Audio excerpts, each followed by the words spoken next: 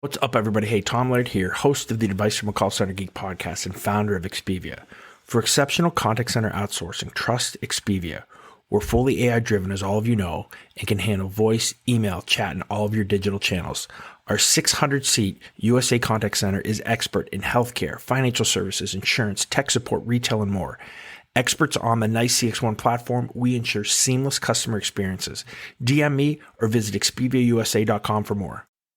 Hi guys, hey, I want to give a real quick 30,000-foot view on skills-based routing. I've had a couple questions that have come in through with the podcast, with the SMS, the Call Center Geek texting community. So just real quick overview.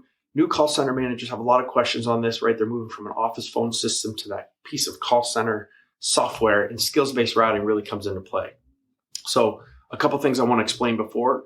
We have to understand what a skill is, or a queue, and basically that's just a bucket of calls. Normally, 1-800 number comes into your IVR. Press 1 for password resets. Press 2 for account information. Press 3 for sales. Right now you have three kind of buckets, right?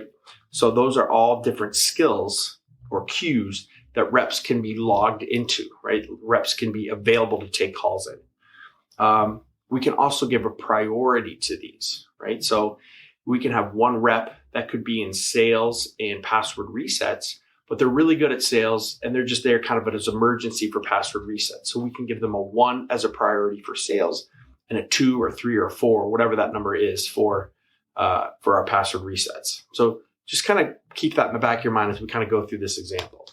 But here, let me see if this can help you, if I can help explain a little bit. I'm a horrible drawer, right? So bear with me on my examples here. It'll be a lot of circles and squares, not a lot of art. Right, but let's just say we have 3 kind of customers. We have a tier 1, we have a tier 2, and we have a sales. Right, and this is like tier 1 is like, password resets. Tier 2 is say we have account questions, and 3 is sales, maybe from the website. Okay, so these 3 customers, someone with a kind of an easy question, someone with a little bit more advanced question, and then a sales question. Right? So how do we make sure that the proper rep is getting these calls and who should get these calls? Well, how this is going to work is everybody's got to draw a cloud now, right? That's my art, right? And there's an 800 number. And let's say we have one 1-800 number for this. Now, some organizations set this up where, maybe tier 1 has its own 1-800 number. Tier 2 does. Sales definitely has its own 1-800 number. And then they can go into here, and that's how we route instead of the IVR. The skill is based on the 800 number. But most companies just comes into an IVR, right? So these 3 calls are coming in. And it's press 1 for password reset, right? Press 2 for account information. Press 3 for sales, right? So now we know what these customers are calling about. So what we do next is we take our reps. And our reps are Janie, Susie, and Bill. And let's say Janie is a great salesperson, right? So she's in the sales skill, and she's as a priority as a 1. Let's say she's a really senior rep as well, so she can take our tier 2 questions pretty easily. We like her in sales though, right? So we'd like to prioritize her in sales because she sells really well, but she can answer these account questions. She's a priority 2 for that. And then she's kind of our emergency tier 1 in case we're in queue, right? She'll take calls. So she's a priority 3. Now, Susie's our trainer, right? She's almost a supervisor. She's a team lead for our account support division, right? So with Susie, she's going to take our tier 2 calls and she's going to be a 1 in those, right? She's more technical support than sales. So our tier 1s, she's going to be a 2. And again, from a emergency sales, if we have a queue in sales and nobody's there, then she's available, right? She's going to take a call. She's not great at it, but she can do it, right? Because she's been here long. So she's a 3 for a priority, right? Now, Bill, let's say Bill's a new rep. Bill's just come out on the floor a couple weeks, and he's only done account, questions, right? So he can do password resets. He's really good at that, right? Those kind of easy questions. That's what we do in training first. So as a tier 1, he's a 1, and he's really starting to get better at the account questions, right? So as a tier 2, right, he's a 2. He's not even in sales yet, right? We haven't really gone over, we haven't trained him in that. So we're not even going to skill him. We're not even going to put that skill on his kind of profile. Okay.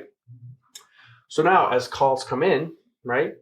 So our sales customer just pressed 1 for sales.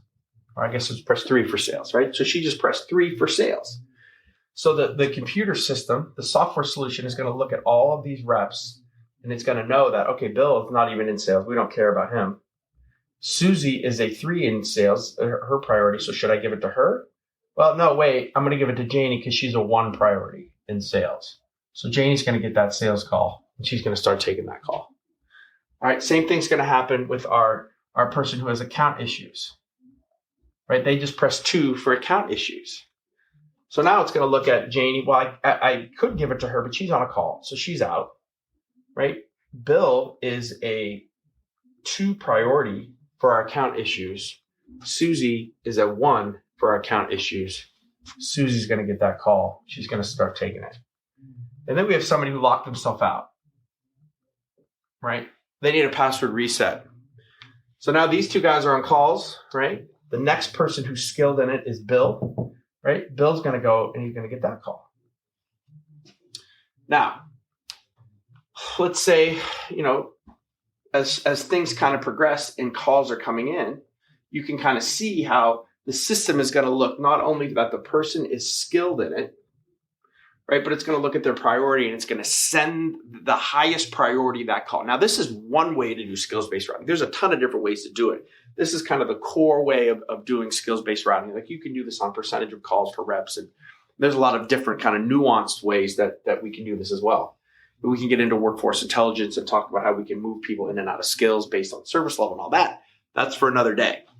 But I hope that this kind of gives you a kind of just a quick overview of skills-based routing, how to understand that the system looks at not only what skill that they're in, but looks at the priority that they're in and tries to get it to the best rep at the best time.